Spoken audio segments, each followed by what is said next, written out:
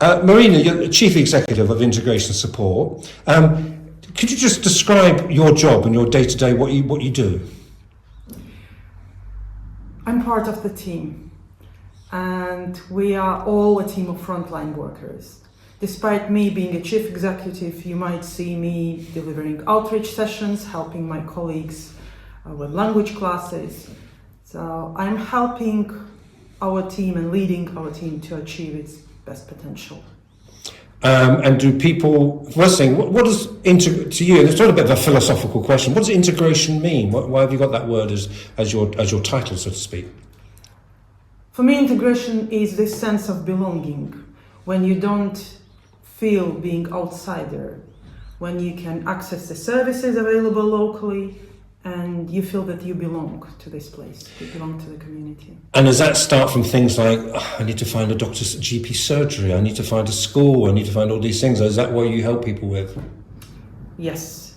And we believe that language is a fundamental, the key aspect of successful integration. So that therefore we provide English classes in many different outreach locations. We don't have any eligibility criteria, so anyone could start the English learning journey. It's a tough language. Is it a tough language to learn? As ignorant as somebody just speaks one language. We are, at the moment, we're supporting a number of service users who are illiterate, so they don't read or write in any language. So for them, learning any foreign language is a big challenge. And English language isn't an easy language to learn. And do people find, you moved to this country, my parents moved to this country after the Second World War. Are there cultural challenges remain the same sometimes for people from all over the world? Yeah, absolutely. Yeah, there are many cultural differences we all have. There is a lack of understanding, and sometimes people are too shy to ask questions, and they try to guess, or they avoid any conversational communication. We see it a lot. I see you at events around the town. So, for example, say the Harlow Poverty Alliance Poverty Conference. What did you get out of going to something like that? We raise awareness of the communities we're supporting.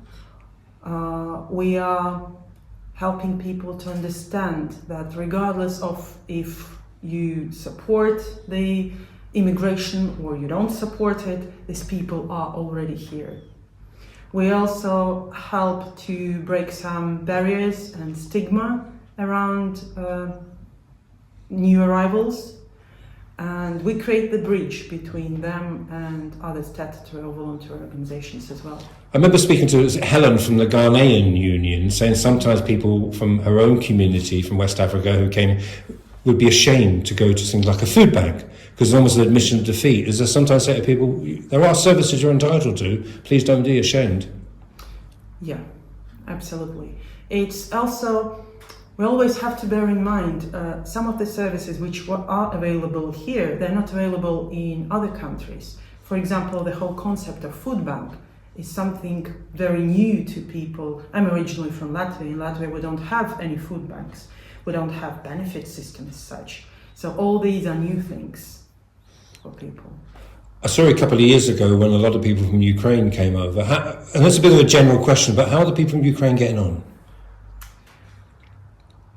I would say many of them are successfully integrated and they become part of the community. Many are working, volunteering. Their kids are enjoying their school life. We have now a few young people who now studying at unis as well. There are still some challenges and certain things they're still missing, and they're still trying their best to understand the local culture. Including pantomime? Yes, including pantomime. But that's good, isn't it? You're getting, I see you on social media, you're getting people out and about on different, the whole, from the town park, pantomime, rock school, you're embedding people in the culture of Harlow, aren't you? We want people who live in this country, regardless are they new arrivals or they moved here a few years ago, to love the country they live in. And Because quite often when your journey here was full of challenges, you don't see many reasons to have this instant love to the place. You know, you have to overcome so many barriers. You're dealing with possibly home office, then you have your own battle with NHS, trying to find the right support for you. You're struggling to find school places for your kids. So many challenges you have to overcome.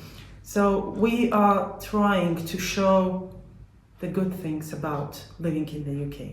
Things like Christmas pantomime, something to be absolutely proud of. We, in partnership with Canal Ability, we organized some canal boat trips for Ukrainians. Again, this was a unique experience they never experienced before.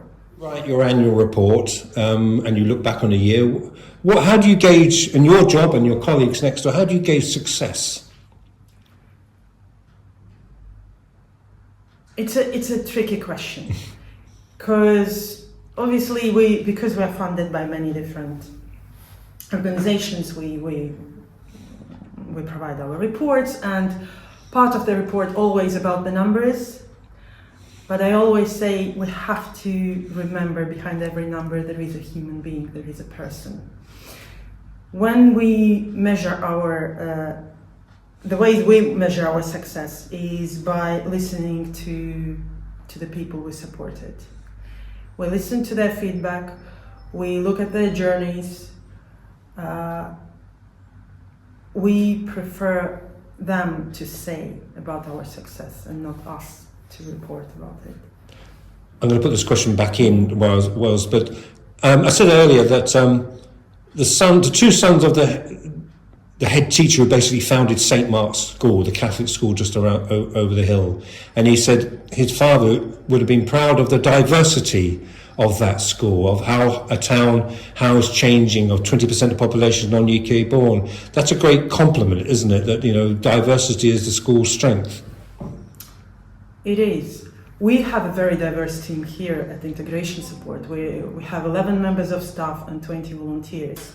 And between us, we speak more than 20 different languages.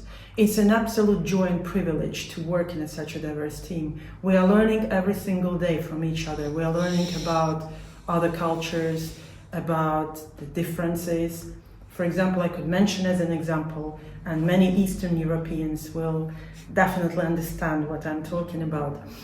We have different communication style, those who are from Eastern Europe. We are very straightforward, which sometimes, and I've seen it in the past, is received as us being rude and abrupt.